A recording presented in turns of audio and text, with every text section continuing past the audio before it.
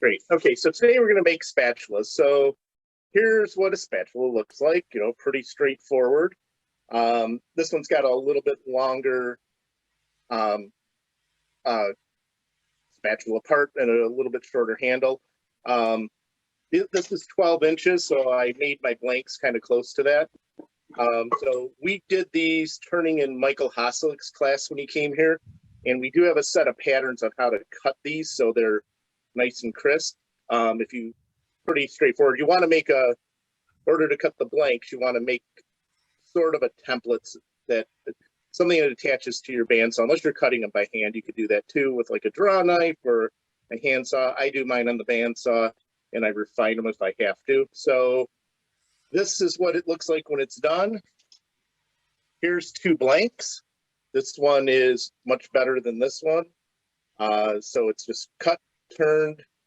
I've got it marked on this end for center because you're going to need to be centered. And when you cut these blanks out, you want to be going with the grain. So you want to cut it like a spindle blank so the grain is running parallel to the lathe bed. If you don't do that, you're going to create weakness. If you're using like something that's kind of wild, cut as straight as you can, but don't take a piece of wood where the grain's at an angle and do that, because you're just going to, you could hit a spot where it will break. So as straight as possible.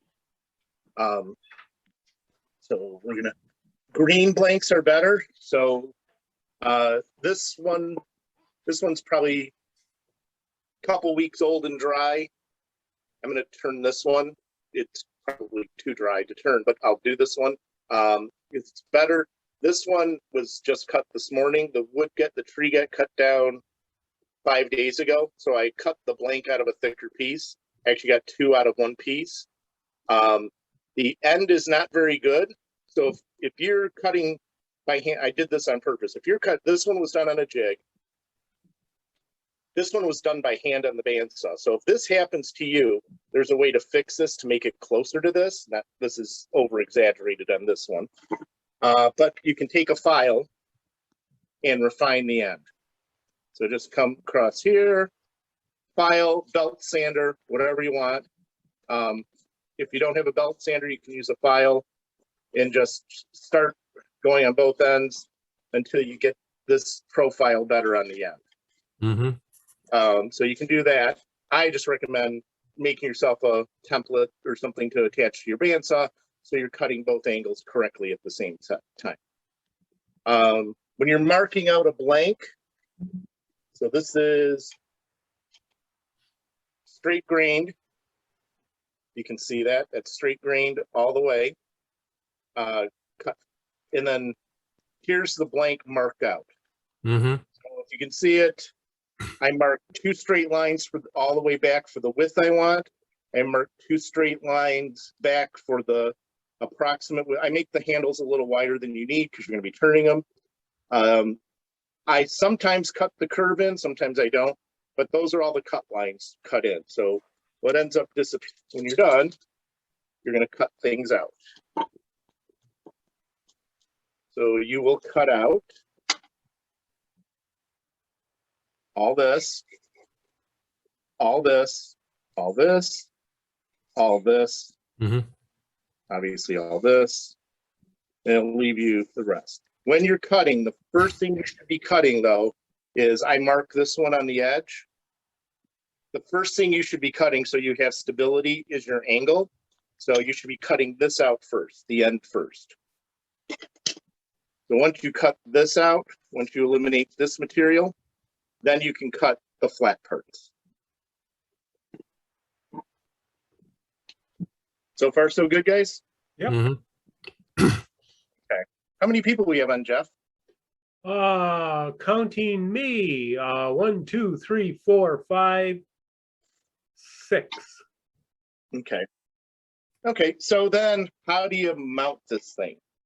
There's a couple ways. I use this, which is made by Rubber Chucky, and you can mount this on either end of the lathe.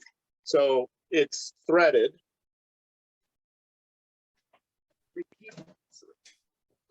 So there's two ways to mount this. this is my way of mounting it, which is I'll do last. But the way you could mount it is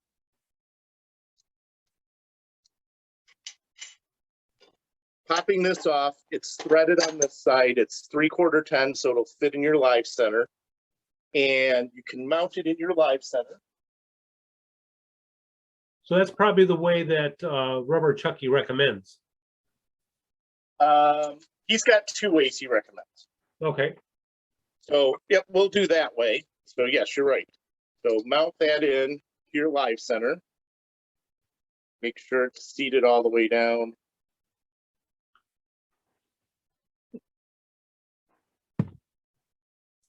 Okay, mine's seated. It's going to spin freely, put it in the tailstock, and that's one's ready to go. On this end, the only type of center you should be using, which, oh, hit the floor. Okay, is a safe center, a safety center. So you can get these from craft supplies, any place else. And this is recommended for doing this, for using this, because if you remember from the last time I did this, I could not find my safe center, so I used a regular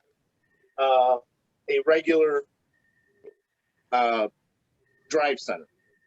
What happened is I got a catch, and the catch, because the live center holds, because the drive center holds better than the Rubber Chucky, it broke the Rubber Chucky.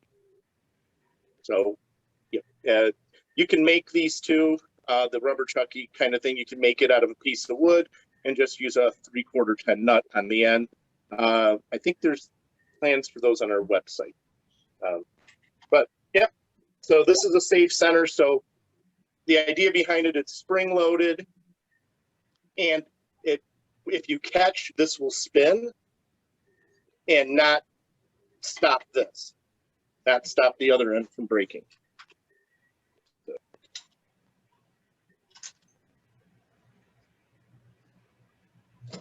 For mounting this side has a mark on it where center is. You should always have a mark. You should be making these as close to centered as possible in all directions. So this piece right here, the end of this that's going into the Rubber Chucky side, that center should match that center line should match this center line on the back. So the line parallel to the ground right now should be in line with that. Mm-hmm. And then this part, when the part parallel to ground now, should be about parallel to the center of this. You're going to lose your center mark on here, but you can remark it. Okay, so putting it in. Hey, Chuck? Yes. You got an arm that sticks up on the backside of your tailstock. That's right in line with what you're going to be doing. This one? Yeah. Oh, shoot. Or is it the whole thing? The whole thing. Oh, well, we'll move you guys then. That's better. Oh, boy. We'll move you. That's perfect. Better? Yep. All righty. So slide my tailstock back a bit. I'm going to slide this in here. Remember, you're not turning this, you're turning the outside of this, but you're not turning this part. This is going to be, get this as close as you can on the bandsaw, because afterwards you're going to have to do some sanding to get that nice. Probably don't care if you use a belt sander, disc sander, hand sanding, whatever you prefer. So I'm putting that in. I'm not putting this will stretch out. So I don't want to overstretch it where it's got too much pressure. I'm looking to see how well it's aligned here. So that's how I want it aligned, sort of. It looks about centered. Mm-hmm. And then I'll slide the tailstock back and hopefully it'll hit the center.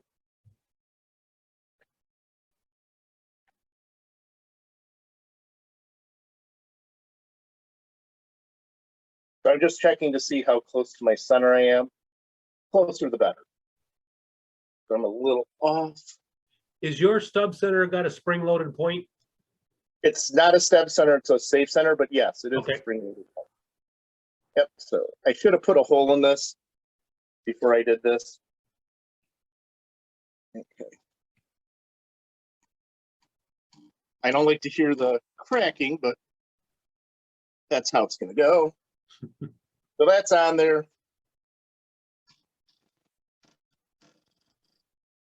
Kind of creaky. So we might break one, but if we do, we got another blank. So, yep. So that's in there. It's spinning kind of true. I'm not too worried about that part. Tools. Can do a couple things. You can use spindle gouges, which work very well. So I have like a 5/8 spindle gouge here. Or a bowl gouge. This is a 1/2-inch bowl gouge. This is my preferred tool of choice. I think I get a better cut with it. I'm used to turning with a bowl gouge. Do not use a roughing gouge, even though this is spindle turning. It's too aggressive, and you will probably snap this neck off right here. Every time. Or you could use a skew chisel. Robo, if I could use a skew chisel, a quarter as good as you, I might think about it. Ah, you big sook. I am. All right, so I'm lucky enough to have a 15-inch tool rest. My blank's 12 inches. You can make these to whatever length and shape you want. I think I posted a set of blanks last time on the webpage. If not, I'll put them on the Facebook page today. Yeah, these are just all patterned out. So they're pretty quick turnings. You can make a lot of them if you're going to do them. Listen to all the professionals who do production turning. You're going to make these as gifts. Batch out the blanks. So make a bunch of these all at once, as many as you can, and then once you have them all made, start turning. Making the template and the blank takes longer than turning these by far. So, yep, and they both only take a few minutes. So here it is. If you need wood right now, other than Robo, you can go to Vince's house with your chainsaw, and he's got a ton of fresh cherry down. And this one's cherry. What I'm banging. Where's Vince's house? Who is that? Oh, where's Vince's house? He's on Tinkin Road, just west of Livernois. Yeah, in Auburn Hills. Gotcha. Okay. Rochester Hills. Gotcha. Was that Rochester Hills? His address is in the members only area. Gotcha. It's Okay. actually on the Facebook page today. Oh, it is. Yep, where to go. Ben also posted another person that's got some cherry available. No, that's Vince. Oh, that's Vince? Oh, okay. Yeah. I know it misread says that John Hellman. He emailed it out today. then. Okay. Sorry, he emailed it out today. Yeah, that's, Oh, that's actually. right. Yeah. Yep. Normally, I would wear a full face shield when doing these because they have a tendency to break, but then I can't talk. So, because I like you guys so much, I'm going to use safety glasses. I'm making sure this doesn't hit here. Any place, I'm spinning it beforehand. Speed-wise, fast as you're comfortable with. I'm actually on my high belt, so I can max out at like 1200. So I'll go 1200. Sorry, I'm on my low belt. So I'm going to use a 1/2-inch bowl gouge, and hopefully this will go better than last time.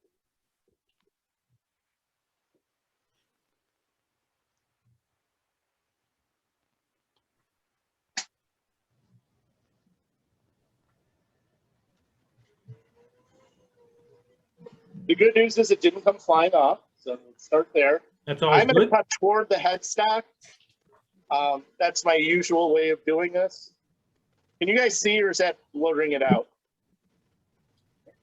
No, it that's didn't fine. change anything. Is that better?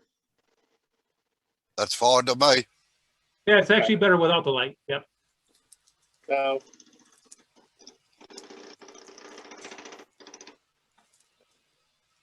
I'm probably a little high there.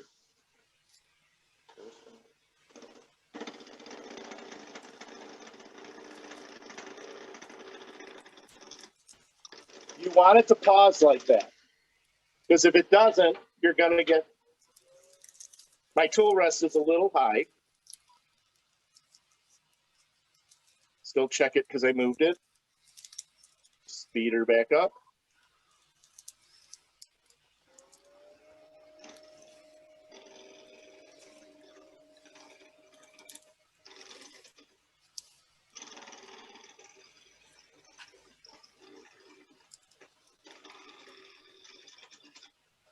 If you don't take light cuts, you will break out.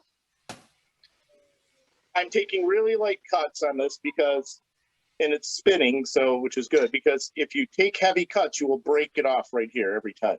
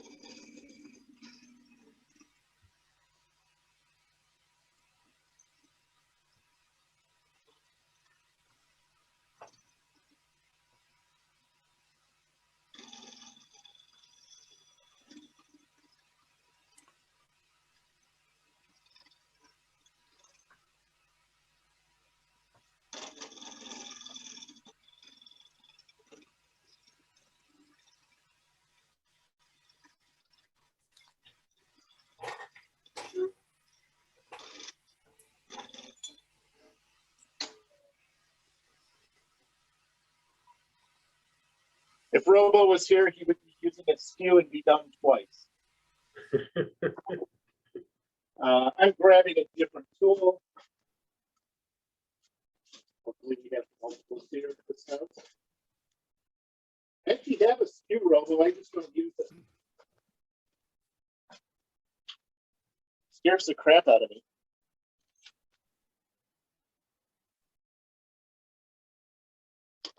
See, I actually have a skew.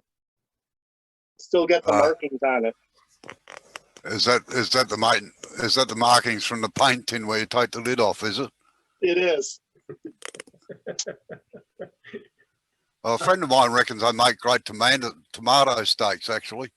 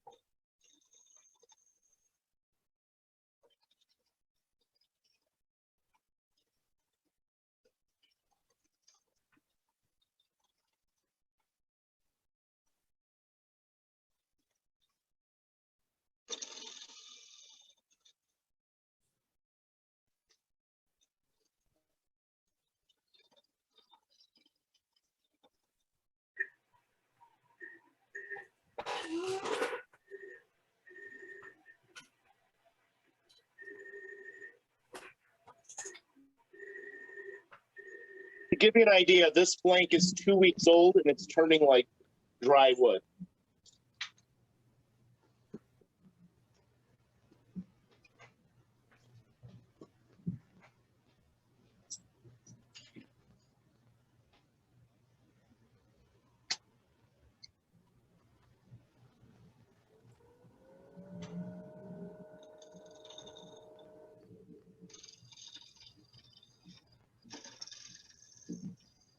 I like Mr. Shipman's method down there. He's looking pretty good.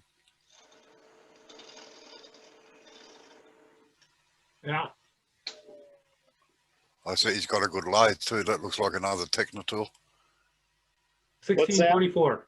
Yep. I'm tightening this up a little because it's probably come loose. It has. And then I should probably change my belts and go to the high speed. But I'm doing low because if it flies off, I don't want it to fly up at 3,000.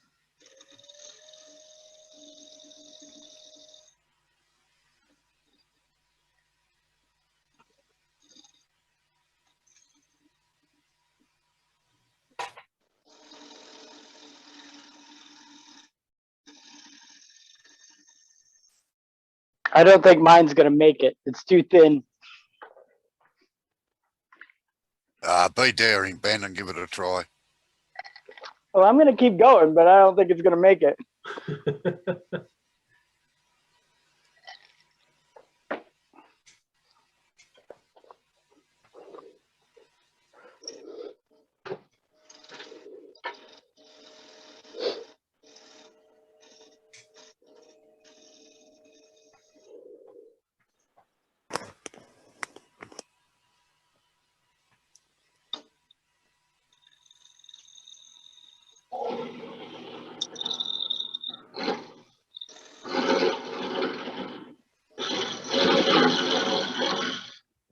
You know, Chuck, with that light just above you there, the black one, I expect you to break into song shortly. It looks like an overhead mic in this recording studio.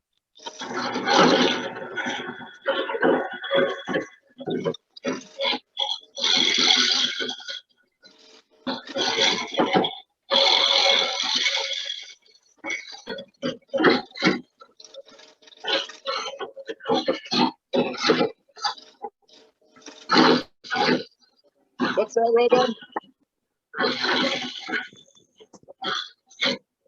I can hear you talk, but I can't hear what you're saying when I'm turning. Oh, sorry. I said, with that black light in front of you there, I expect you to break into song soon. It looks like one of the mics in a recording studio, you know. You do not want me to sing. I'm in the same boat. You don't even want to hear me whistle, I tell you. No one wants to hear me sing at all. Let me find my, I'm going to sharpen real quick. I got sprung the other day by a customer. I was busy turning away. I had Roy Orbison on full volume and Only the Lonely was on and I was in full voice.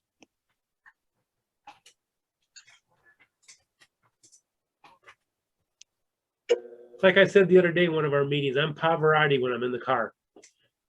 Sorry, what was that? It's like I said the other day at a meeting, I'm Pavarotti when I'm in the car, but I don't sing anywhere else. Oh, no, normally I have opera on actually. And yeah, I do a pretty good rendition of Nessun Dorma when I get going. But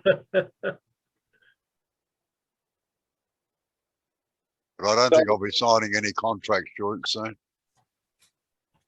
So this is going slow for two reasons. A, this wood is now dry after being made into a blank and not cut the same day.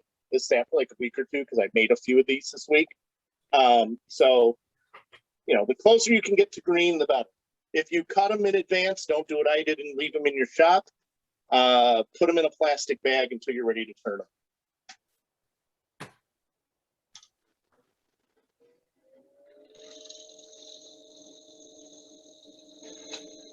Well, good news. I'm all done, so I can quit now. Did it come out in one piece, Ben? Oh yeah, oh yeah, definitely. But we'll glue it. It'll be good. Oh, that's good. The magic of glue. Yeah.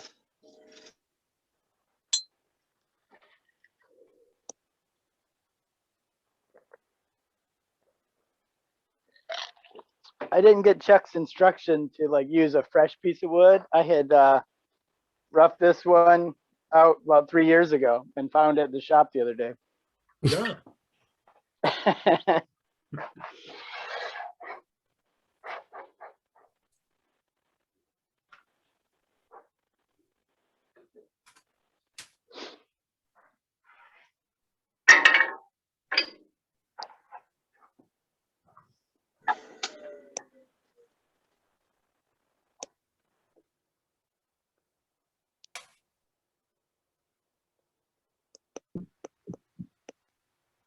I'm gonna swap belts out on my lathe real quick. Because turning at 1200 is no fun.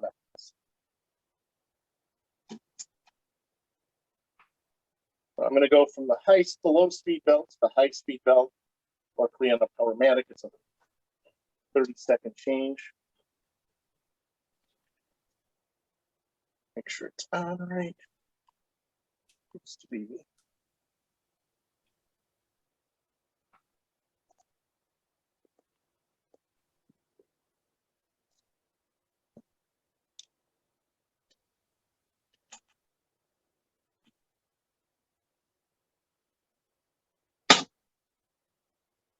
When you do that, turn your power off. I have a kill switch up here for my lathe.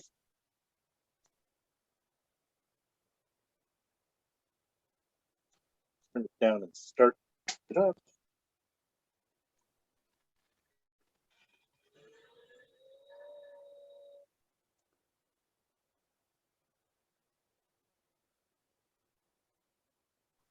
I roughly doubled my speed, but that should help a little bit.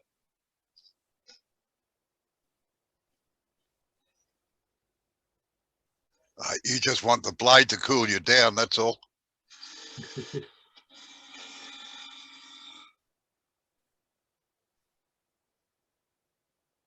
Yes.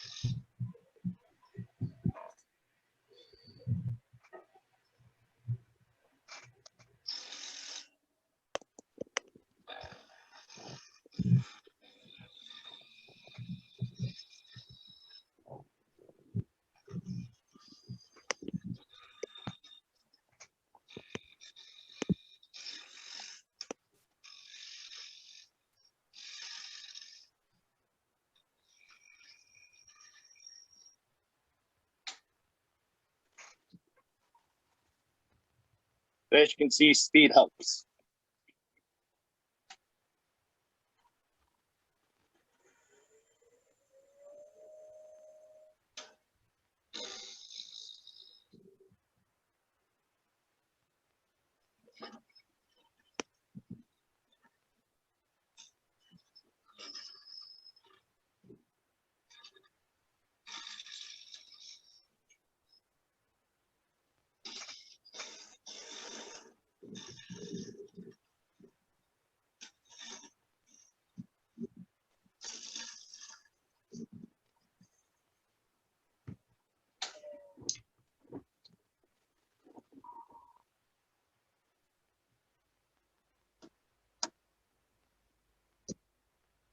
Tightening the tailstock a little bit.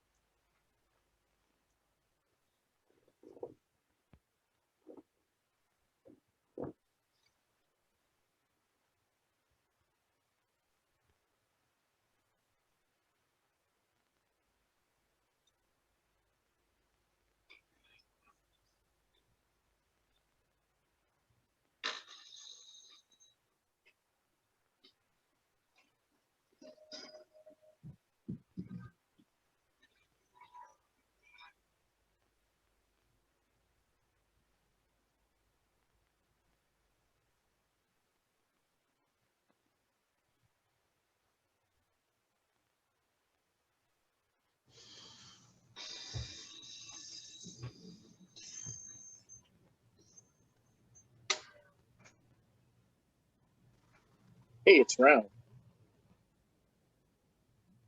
It's round, but I got these little spirally things on here, which happens because it's moving a little bit.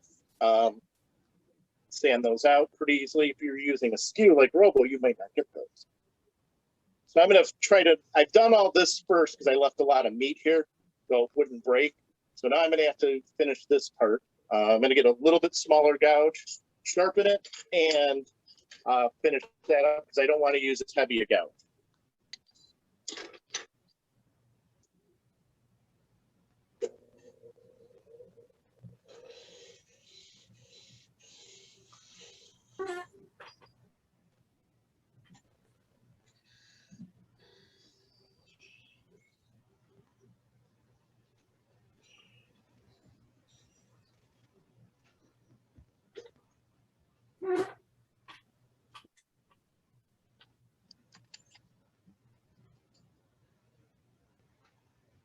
Do you have any trouble, Chuck, with that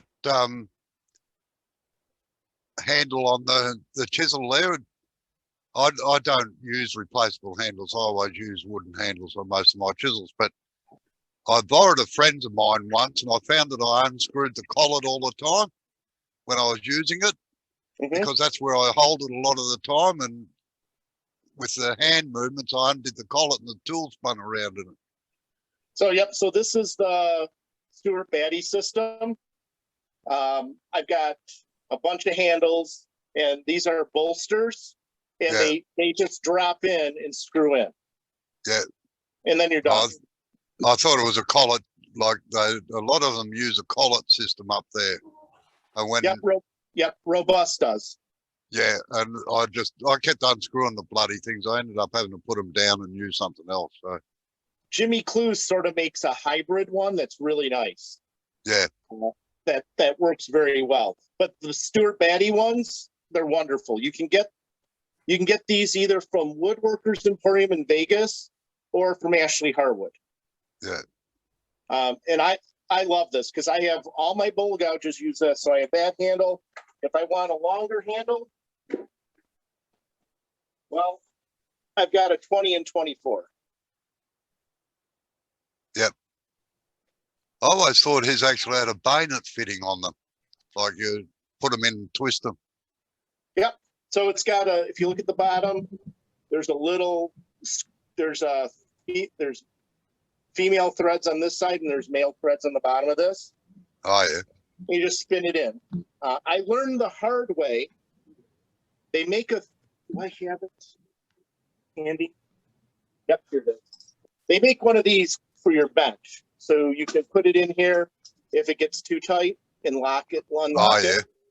Yep. And that comes in handy when, say you leave the tool in here for too long and it kind of, for some reason, gets so tight, you can't remove it. Like right now, I can do this no matter what I do.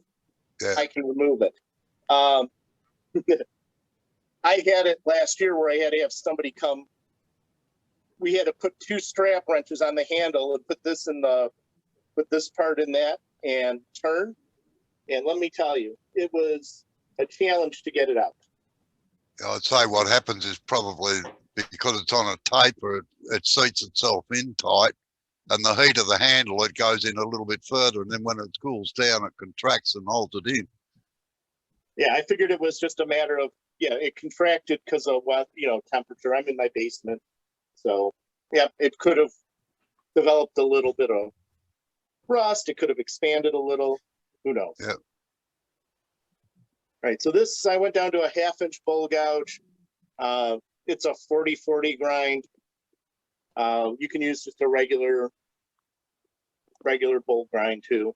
I'm going to try the robo trick maybe and use my skew to try to get rid of those lines when I'm done. But we'll see. If you put your fingers behind it to take the vibration out, it'll work better.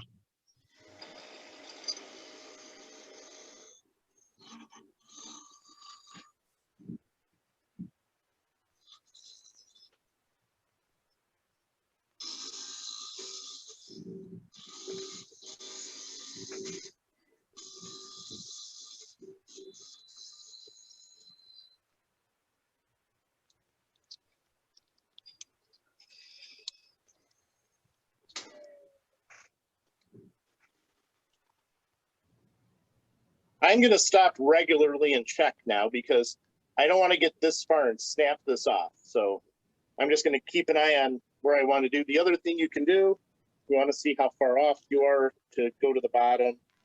I just use a marker.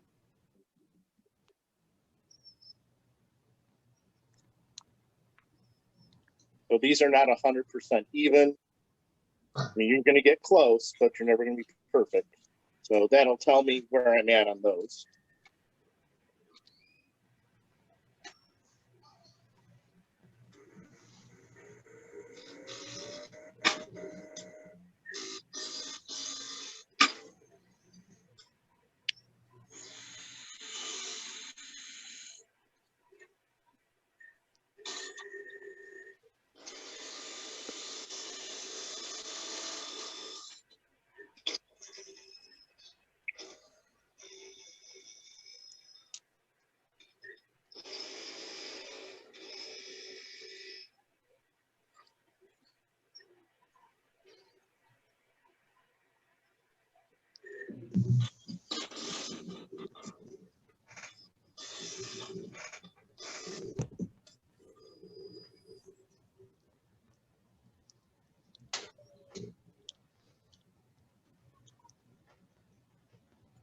Okay, so I still have a little bit of a flat spot here.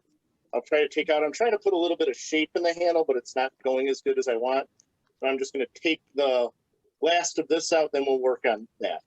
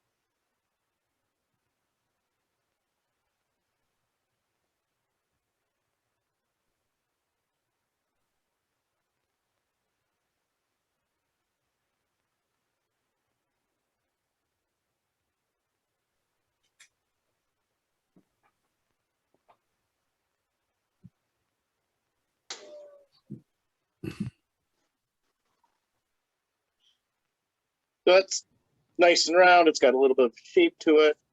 So let's work on this part right here that still has orange on it. I'm going to make sure this is nice and tight still. Would you be better off putting a half bead down onto the blade there? I could. Yep, if I could do that. Except I'm not the best spindle turner. We're doing beads and stuff. Let me find my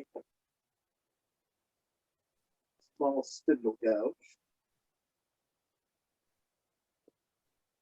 Did I take it with me the other day?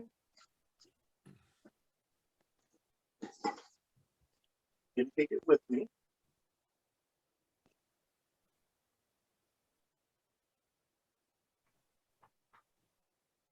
There's the handle.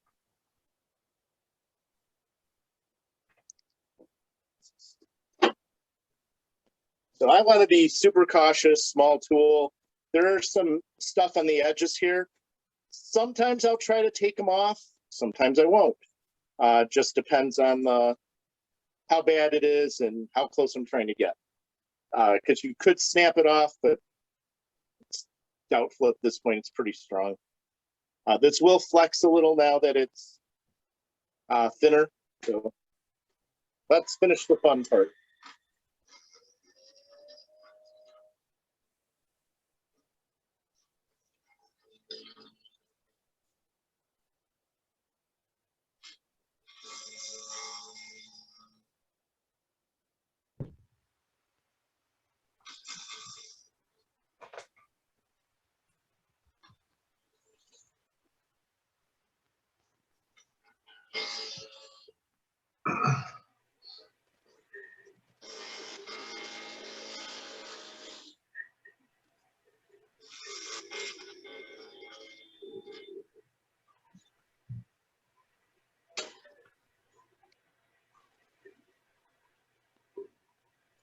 So I'm going to try to finish that transition. I like Robo's idea of a bead. So we'll try that. And then I'm probably going to try to get these edges a little nicer.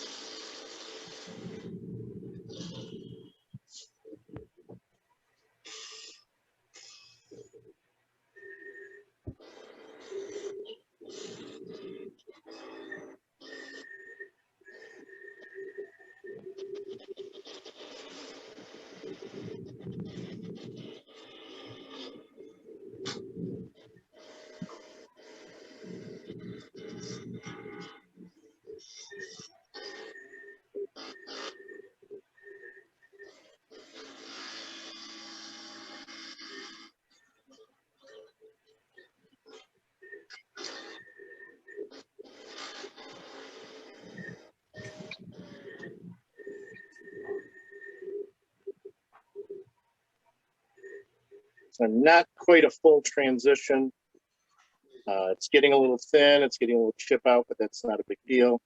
I'm going to try to come across here in this move, but I'm going to have to move my tool rest out, because if you do it too close, you're going to bump it. So you're going to have to find where it starts and try to make a turn all the way into it.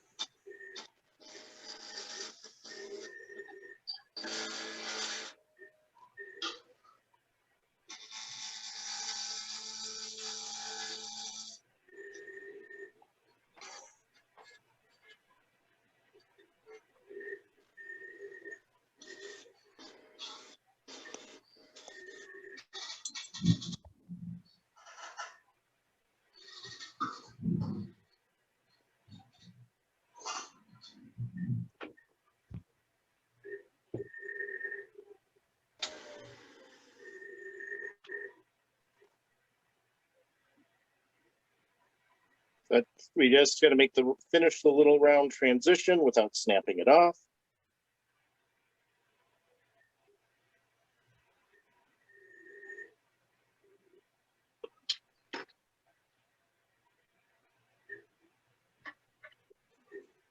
Probably would be doing this all with a skew, wouldn't you? No, I'd probably do the handle with a skew, but I'd use a gouge on that spatula part. Yep. Like a spindle gouge. Yep.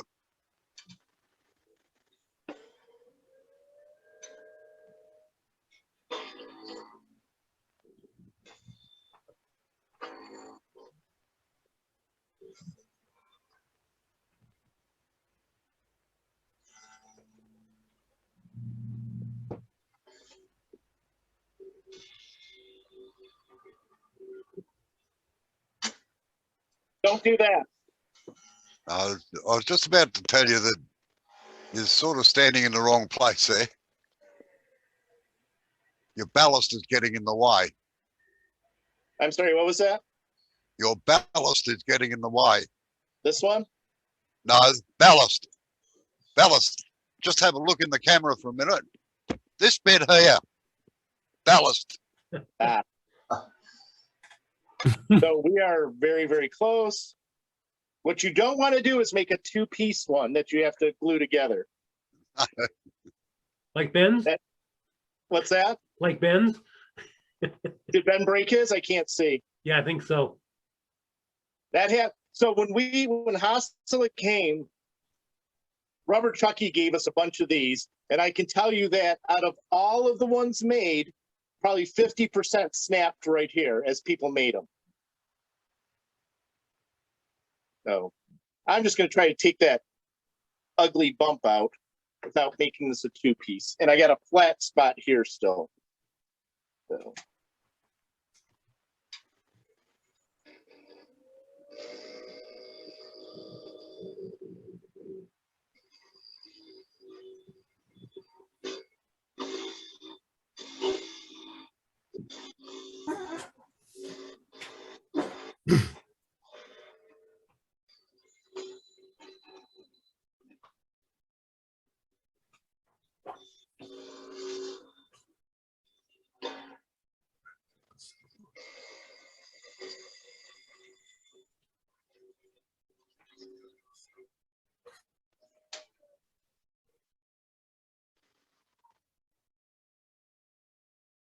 I still have a slight flat spot here I'm going to mark.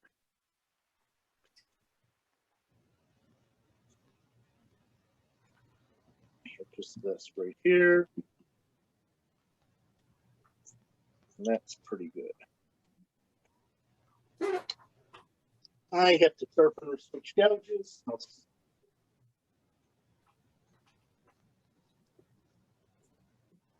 I'll switch back to this little gouge.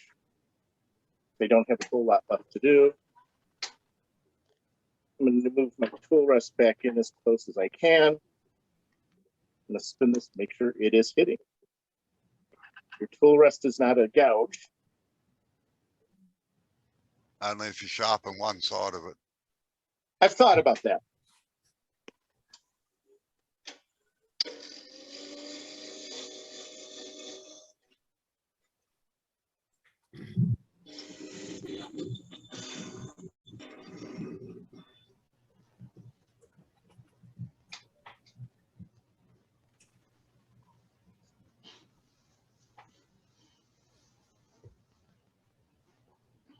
I'm happy with that.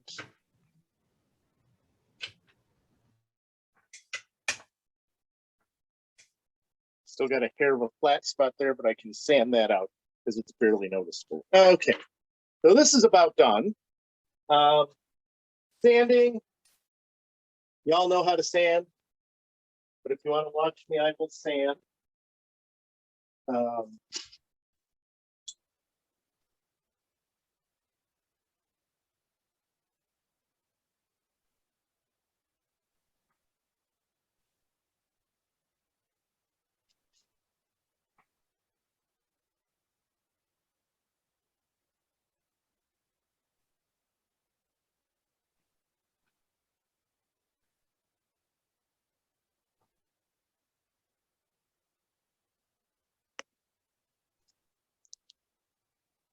So normally when I'm sand, I have my dust extraction on and I would be wearing a helmet. I'm going to reverse this. I'm going to turn the speed down because I don't like to sand at 3000. Sanding should be done at what? 5, 6, 700. Something in there. This is a little faster. I don't go down to 60 grit. I'm going to start at 80. I usually put a backing pad on them, but for this, I don't need one. It is moving a little bit.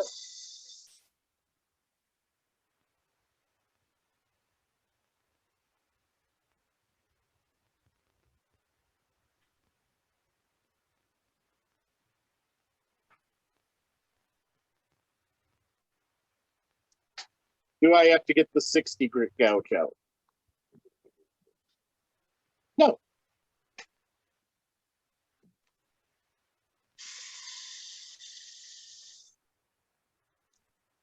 Just a little tip when you're sanding something like that. I'm sorry? Sorry, Chuck, I know you got to turn the light off. A little tip when you're sanding like that, I use my left hand because if you use your right hand, you're coming up against that blade on the thing, and it's amazing how you knock your little finger against that. Whereas if you're using your left hand, your index finger is coming up to it. That's a fantastic point, Robo. Thank you. Plus, yeah, you want to be very careful in here too. So one last pass with the 80. So it's easier to keep your thumb out of the way than it is to try and keep your little finger Look at out of the that. way. Damn, Robo, that's awesome.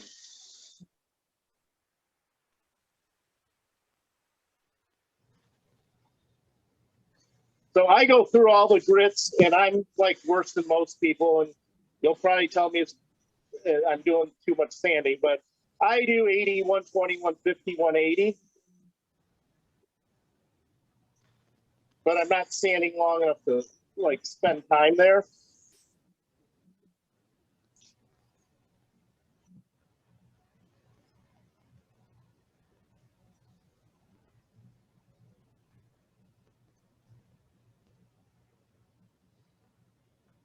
Geez, Robo, that's genius. I can actually get up in here.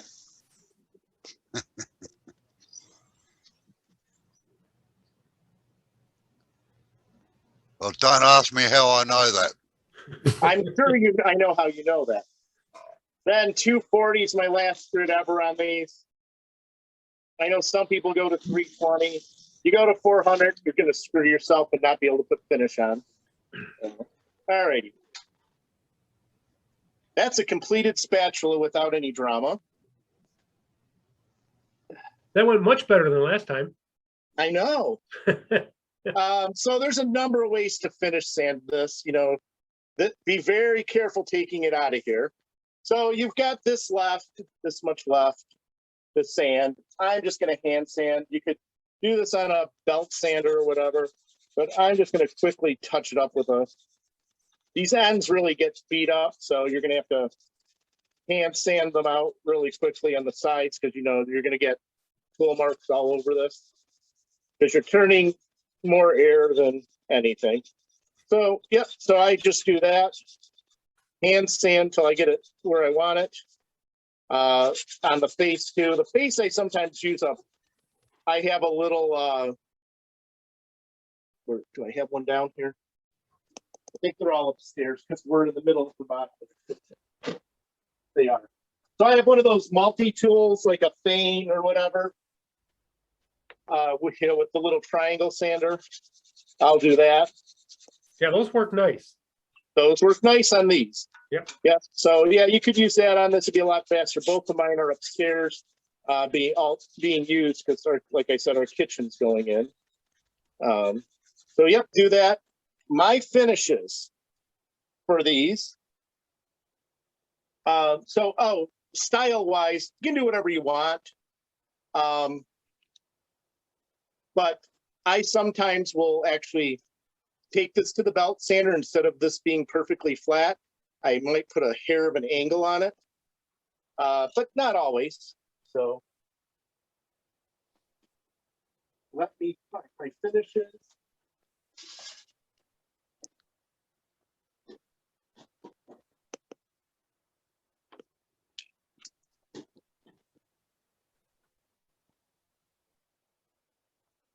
Because these are going to get used to not be decorative. I wish I could find a decorative one. That was the fish that I made with Osler.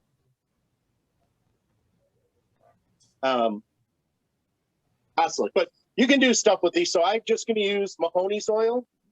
You can use any, you know, decent oil and just rub it into there. I'm going to obviously sand that off in the end. And then I use Mahoney's wax. So there's other stuff out there that's pretty similar. Mahoney's wax is actually his walnut oil embedded in like 2 or 3 waxes. I mean, there's 100 people who make stuff out there. So choose your finish as needed. I've done it a couple times where I've taped this off. Before I take it off, I do a pencil mark and then I tape it off and I'll dip it in like milk paint or something just to give the handle some color. So that's it. Cool. Well done. Thank you, Robo. I should have turned the speed up at the beginning much higher. Could have switched belts earlier. Like I said, this was not as green as I thought. It was green a couple weeks ago, but now it's not. Places, you know, to be concerned, make sure this is stiff and it's not going to break. Care and feeding of these is just hand wash. My mother put hers in her dishwasher. They will warp. They'll do other things too. So, any questions, guys? What type of wood did you use there again? Is that maple? Oh boy. This one was, I have to think for a minute because this was a while ago. This was maple. Okay. You can use any hardwood. This one, the other one I showed you earlier, this was cherry. Okay. I made some out of box elder, which I know is a maple, but my wife has split this a couple times when I've made them out of box elder. So if you're making them out of my box elder, make them beefier. This one's red oak. Oh, okay. Because When I that was looks gonna like a do this, shovel. It does, because I bandsawed it by hand to show like little things. You know, like, oh, if you goof it, or if you cut it by hand, you can start doing this. No, it does look like a shovel. This one I would probably actually, I don't even know if it'll fit in here. No, it won't even fit in here. I'd have to make it fit in here on a belt sander or something and then start turning the giant beast. This is green, so it would turn fast. When you turn them green, do you have any problems later with splitting or warping or? Nope, they might warp a little, but that's okay. It's organic. This was turned green. Mhm. The other thing you can do, and I don't have them here, somebody at Club's got it. I think it's Vince. I'm going to try to go see Vince this week. Vince has a way. Shoot, where is it? I'm trying to find the one I had out earlier, but like I said, we have a new kitten. She plays with everything. So I have one that's got a pretty bent handle on it, and I mean significant, like this. And that was done intentionally. And we did those using, what we did is we wrapped these in a wet towel, stuck them in a microwave for like 2-3 minutes, pulled them out wearing leather gloves, stuck them in a jig, and clamped that jig down on it to bend them intentionally. And you can bend pretty far. Do you want me to see if I can find that while you guys chit chat for a second? Sure. Let me go Okay. grab it. While we're waiting for him, anybody working on any special projects?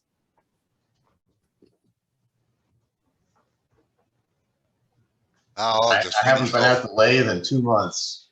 Oh, I think I forgot the few things I learned. I've only been in the shop since the meeting a couple times. That was, I got a big spalted maple log that's got a big crack down the center.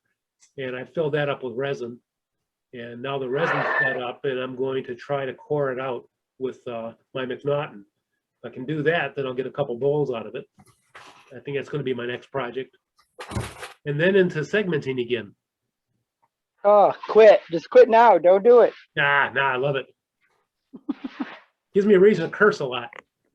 Yeah. I'm roughing out bowls this week, so Yeah. I got to listen to Chuck while I roughed one out today. Yeah, I noticed you had one mounted up. Yeah.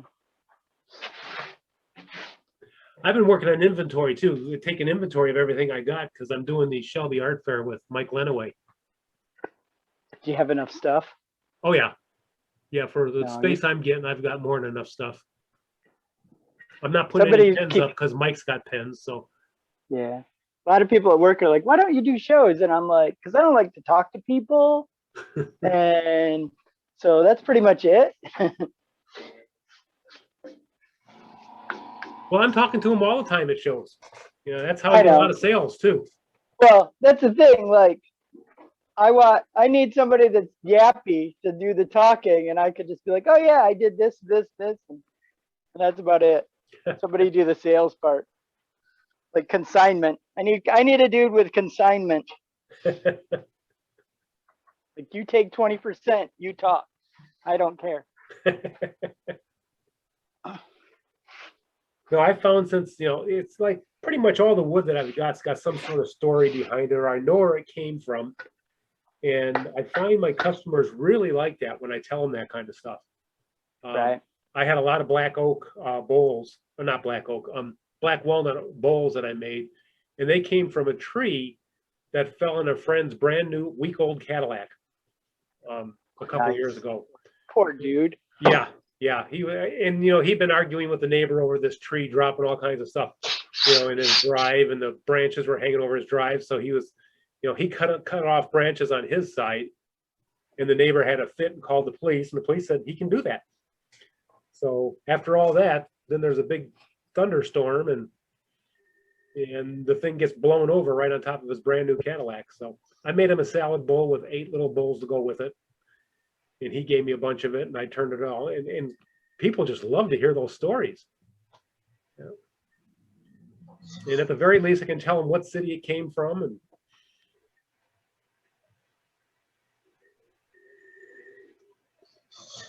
Yeah, sometimes a little bit of providence goes a long way. yeah. Even if you make it up, right? Well, that's right. Some romantic story about the wood. Whatever In it fact, takes that was one. to sell. Sorry, that was one of the worst jobs I had. They had a 7-star green office building that they were building in Melbourne. I had to supply all the balustrading and stuff that was going in it. It took me more to prepare the documentation than what I did to turn the bloody job, I tell you. Wow. I had to, because it had to be sustainable timber, and I'd have signed declarations from the sawmills and everything else that it came from a green forest and blah, blah, blah, you know. So we did find the one that broke. I keep this on purpose. So this is the one that broke. There's a couple things, the reasons why it snapped here. So it snapped off right here. So I made it too thin, a wee bit too thin. And this snapped after being used. It didn't snap on the lathe. Part 2 of it is it's not straight grain. So if you look at it, the grain's going up, looks pretty. I think it was elm, and it grain's just a hair off kilter, and that would be enough to not make it straight grain, so it will twist off right there. Yeah. So that's why straight grain's important. I thought it was kind of cool to make it. I made it off center on purpose because I like the grain. It happened to be in the blank that way, and but yeah, my wife broke this one off cooking. So plus it was a little thin. But probably if it was straighter grained, it may not have snapped. So don't make them too thin, etc. Don Doyle sells these on his website. Let me get this off of here.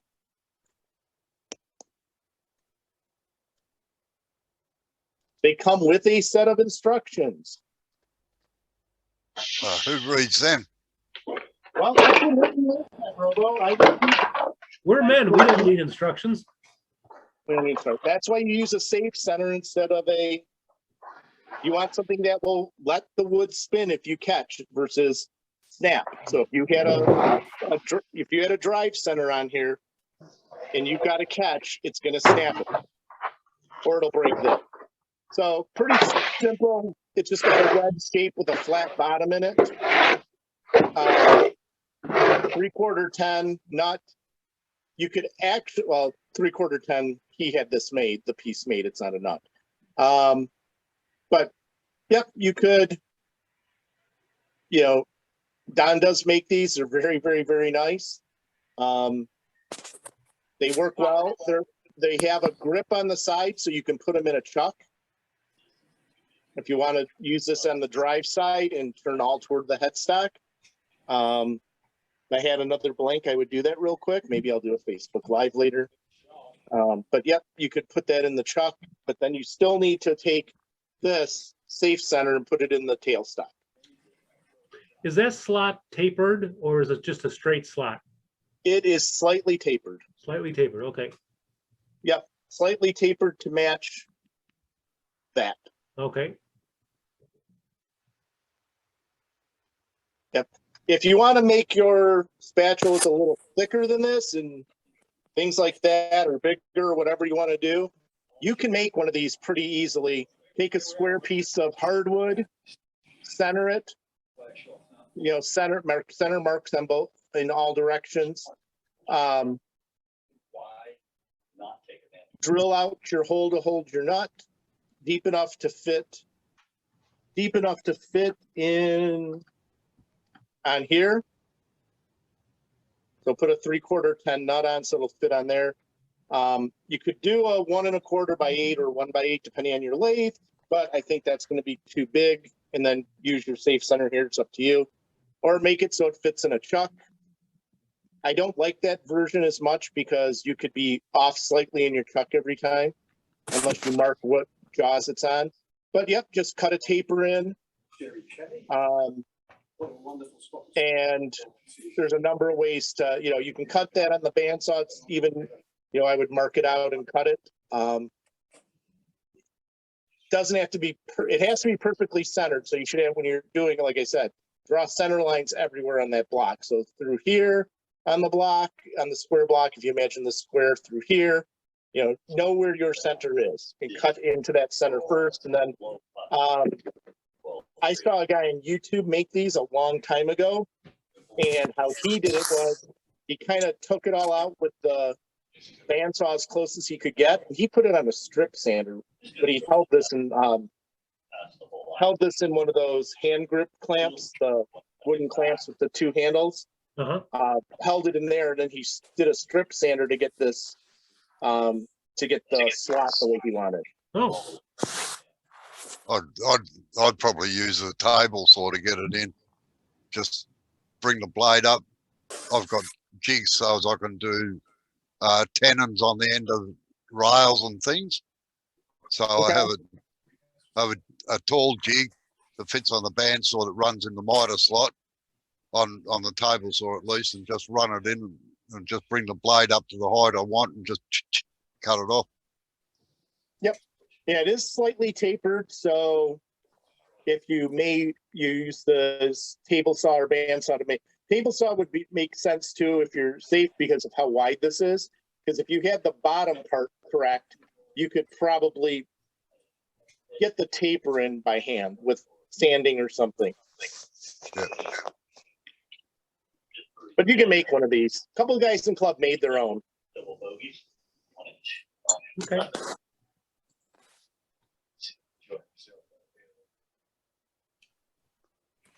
Any questions? How are we on time? We're good on time. It was an Okay. excellent demonstration. Oh, thank you. Never rushes, just Thank you. Thank you. runs around with a large focus. For those of you who don't know, most of the stuff I do is utilitarian. So I make the spatulas, I make wooden bowls, some platters, and I make a lot of rolling pins.